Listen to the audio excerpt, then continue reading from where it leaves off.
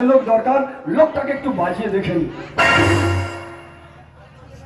তুই কার বলে মিষ্টি খাচ্ছিস? ও বাবার বলে। আমার দোকানে মিষ্টি খাচ্ছে, ফের আমার বাবা তুলছে। আমি বলে কতগুলো গালে হাতে দিয়েছো? বোঝা গেল কি কপিস? আমি বলি শোন, বের কর বের কর, বোম আটকে যাবে তো, বের কর। আমি বলি শোন, তুই খাবি বাপ, এই 8খানা কোড়া, এই 10খানা হাতা, এইগুলো ভালো করে মেজে তুই কত খাবি খা।